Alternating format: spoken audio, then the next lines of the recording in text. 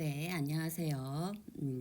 이번 시간에는 산모에서 현대시 두 편과 고전수필 한 편이 함께 문제로 출제가 됐었죠.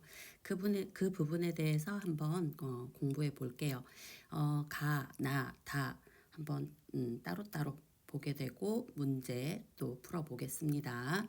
그래서 지금은 일단 가 시부터 들어가 볼게요. 가의 시는 이성복의 서해이네요.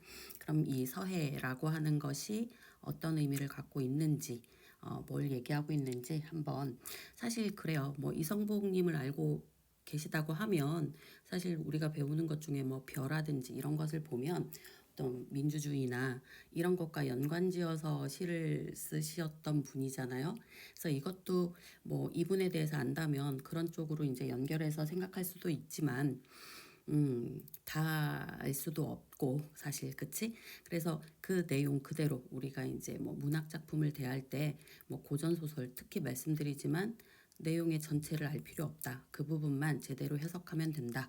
그래서 여기서도 뭐 보기에서 주어진 어떠한 뭐 그 시대적인 상황이나 배경, 뭐 사회적인 이런 것들을 알려준다면 그거에 기초해서 읽어주시면 될 것 같고요. 여기서는 뭐 그런 부분에 대해서 언급된 건 없어요. 그러니까 내가 느끼는 대로 읽어주면 될 것 같기는 한데 사실 문학 작품을 설명해 드릴 때 오히려 고전 소설이라든지 뭐 고전 시가 이런 부분은 딱딱 정해져서 하나의 답처럼 나오거든요. 근데 현대시 하면 일단 내용 짧고 다 읽을 수 있고 하니까 그냥 거저주는 문제 같이 느껴진단 말이에요. 그래서 공부를 할 때 그렇게 많이 신경 쓰지 않는 그러한 부분인데 사실 실제로 문제를 풀어보게 되면 제일 어렵지 않나요? 제일 어렵고 분명히 한글로 써 있는데 뭔 말인지 하나도 모르겠고 그리고 거기에다가 여기 다글의 이 의원지라고 하는 고전 수필은 정말 이건 뭐 또 고전이니까 더 하면 더 하겠죠. 뭐 고전 소설보다 더 어려운 게 이런 고전 수필인 것 같아요. 한자도 더럽게 많고 자신의 어떤 그 뭐라 해야 될까 알고 있는 부분에 대해서 우리가 현학적이라고 하지 굉장히 이제 좀 아는 체들도 하시고 그리고 늘 추상적인 걸 추구하시잖아요. 물질적인 거에 대해서 부정하고 그러다 보니까 이게 너무 추상적이니까 우리가 이제 공부하기가 해석하기가 너무 난해하고 힘들게 되는 거죠. 그리고 지극히 사적인 개인적인 의견이니까 그러니까 이런 그 문제가 나왔을 때에는 경험 삼아 꼭 해석해 보시고 이건 이런 의미, 이런 건 이런 식으로 문제가 나오겠구나.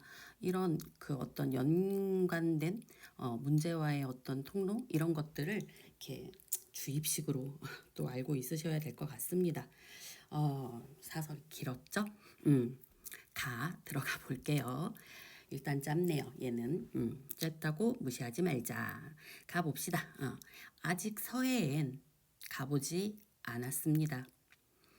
어, 첫 행에서 우리가 느낄 수 있는 것 아직 그리고 서해엔 서해에는의 줄임이죠. 가보지 않았습니다. 뭐 이 정도가 보이네요. 그죠? 않았습니다. 경어체를 사용하고 있어요.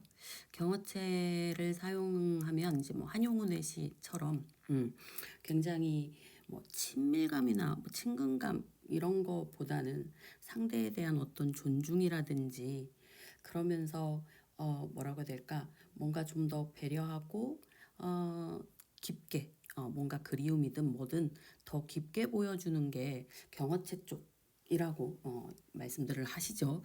그러니까 그런 느낌이다. 이렇게 생각하시면 되고 아직은 언젠가는 꼭 가볼 것 같은 그런 느낌이기는 한데 뭔가 지금 문제가 있구나 이런 느낌.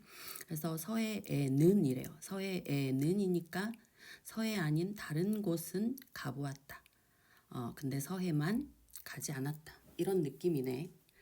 그러면서 어쩌면 당신이 거기 계실지 모르겠기에 모르겠기에 아직 서해엔 가보지 않았습니다. 이렇게 연결이 되겠죠? 그러면 도치법. 도치를 쓰는 이유는 아시죠? 강조하기 위한 거겠죠. 가보지 않았다. 가보지 않았는데 왜 안 갔냐면 당신이 어쩌면 거기 있을지도 모르니까. 그럼 이게 솔직히 앞뒤가 말이 좀 안 되죠. 거기 계시면 당신이라고 하면 여기서의 당신은 느낌상 뭐 사랑하는 사람, 내가 그리워하는 사람, 혹은 뭐 내가 뭐 추구하는 어떤 뭐 이상이든 뭐 아무튼 나에게 있어서 굉장히 소중한 존재가 되겠죠. 그러한 존재인 것 같은데 그 소중한 존재가 있을 것 같아서 난 거기를 안 가봤대요. 사실 굉장히 역설적이죠. 그죠? 역설적인 그러한 인식이라고 표현하는데 역설적인 상황이 지금 전제가 되고 있고요.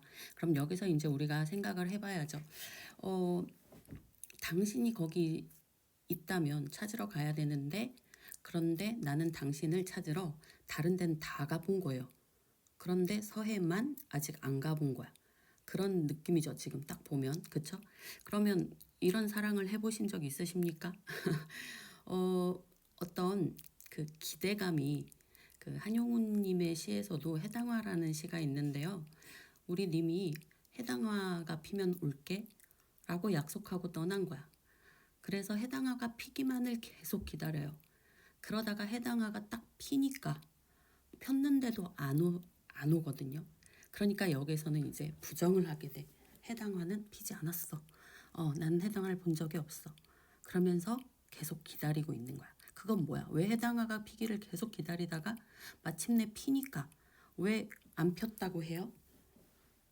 기다리는 그 기대감이 무너지기 때문이야. 이미 폈는데 안 와? 그러면 이제 우리님은 안 오는 거야. 그럼 난 어떻게 살아? 그 기다림만이 내가 살아가는 유일한 이유였는데 그런 느낌인 거야. 여기도 내가 서해까지 가봤는데 님이 없어. 그럼 난 어떡해? 어디에도 우리 님은 없는 거야. 이젠 찾을 곳도 없어.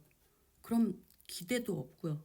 아, 언젠가는 보겠구나 하는 마음도 사라지게 되고요. 좌절, 절망만이 남게 되는 거죠. 그래서 뭐 그 상대를 배려하기 위한 우리 님이 그래도 왜 그런 거 있잖아요. 쥐도 숨을 곳을 봐가면서 쫓으라고, 그치? 그런 것처럼 우리 님도 어딘가에서는 숨쉬고 살아야 하니까 내가 짝사랑인가? 나는 좋아하는데 그 사람은 나를 피하나? 뭐 여튼 그 사람도 뭔가 숨쉴 자리가 필요하잖아요. 그래서 그를 배려하는 거일 수도 있고요. 그리고 또 반대로 나를 배려하는 걸 수도 있어요. 그죠? 그래야지 내가 사니까. 그지? 그러한 마음이 지금 이 일련에서 다 보이고 있네요. 그쵸? 그러면서 이연 들어가 보면 그곳 바다인들, 그곳은 서해겠죠? 바다인들, 뭐뭐인들, 여느 바다와 다를까요? 서리법 쓰인 거죠. 묻고 있지만 뭐 엄청나게 답을 원하지는 않네요. 그쵸? 여느 바다와 다를 바가 없다. 없을 것이다도 아니고 없다야. 그러니까 다른 바다와 뭐 다 똑같이 바다가 있고 뭐 여기는 갯벌이고 뭐 모래사장이고 뭐 이런 것들이 있고 뭐 배류들이 있고 다 똑같아. 하지만 내가 가보지 않은 그 서해는 우리 님도 계실지 모르기 때문에 뭔가 나에게는 특별한 의미의 장소가 되기는 하는 거야. 그래서 이렇게 말을 하는 거죠. 그 바다인들 다른 바다랑 뭐가 다르겠어요? 하지만 나에게는 다른 게 있을 수도 있죠. 우리 님이 계시다면 이런 의미가 여기에 내포되어 있다. 이렇게 생각하시면 될 것 같아요. 그러면서 바다와 다를까요? 검은 갯벌에 작은 개들이 구멍 속을 들락거리고 언제나 바다는 멀리서 진펄에 몸을 뒤척이겠지요. 뭐뭐 하겠지요. 하면서 자기의 생각, 추측을 얘기하는 건데 그러니까 여느 바다와 다를 것이 없는 상황을 묘사하고 있다? 뭐 이 정도로 생각하시면 될 것 같아요. 그렇지만 그곳에 우리님이 있다면 그곳은 나에게 특별한 곳이 되겠지요. 다를 바 없지만 이런 느낌. 그래서 당신이 계실 자리를 위해 저 3년으로 갔습니다. 당신이 계실, 있을도 아니고 계실 자리를 위해 가보지 않은 곳을 남겨두어야 할까 봅니다. 나의 어떤 결심이죠. 그죠? 당신이 계실 자리를 위해 그곳을, 서해를 남겨두어야 할까 보고, 내가, 왜냐면 이게 빠졌지. 왜냐면 내가 다 가보면 당신 계실 곳이 남지 않을 것이기에. 일종의 이게 이유가 되는 거겠죠. 내가 가지 않는 이유. 내가 가지 않는 이유는 당신이 계실 자리를 위해서 가보지 않을 곳을 남겨두어야 할 것 같다. 내가 다 가보게 되면 당신이 더 이상 숨을 곳이 없게 되잖아요. 뭐 이런 이유가 되는 거겠죠. 여기서도 도치는 같이 보이고 있네요. 거시기에 위해 할까 봅니다. 이런 식이 원래의 어순으로 보면 되겠죠. 그래서 사실을 확인하는 걸 계속 미루고 있는 거예요. 그래서 제가 아까도 그랬죠. 상대방을 위한 배려이다. 라고 볼 수도 있지만 나를 위한 배려이기도 하다. 왜? 가봐서 그곳에도 없으면 난 정말 기댈 곳이 없으니까. 뭐 이런 거지. 그래서 내 가보지 않은 한쪽 바다는 늘 마음속에서나 파도치고 있습니다. 파도치고 있다. 내 마음을 계속 때리고 있다. 설레게 하고 있다. 당신을 향한 나의 어떤 그리움, 이러한 것은 내 마음속에서 계속 영원히 존재하고 있다. 어디에 서해에 내가 가보지 않았기 때문에 그곳에는 언제나 계실 거라는 그러한 기대를 갖고 나는 살고 있다. 이런 느낌으로 보시면 되겠죠. 그래서 딱 이 정도로 생각하시면 될 것 같아요. 그런데 마음속에서 파도친다? 진짜 파도치는 게 아니죠. 형상화겠죠. 시각적으로. 시각적으로 형상화시켜서 어떤 마음인지를 더 뚜렷하게 보여주고 있다. 이렇게 보시면 될 것 같습니다. 그래서 막 너무 더 깊게 들어갈 필요도 없고요. 뭐 이 정도로 생각하시면 될 듯 하고요. 이제 나의시 들어갈 건데요. 너무 길어지면 지겨우니까 또 한번 뚝뚝 잘라서 공부해 보겠습니다. 가시 공부하느라 수고하셨습니다. 잠시 후 나의시 가 볼게요.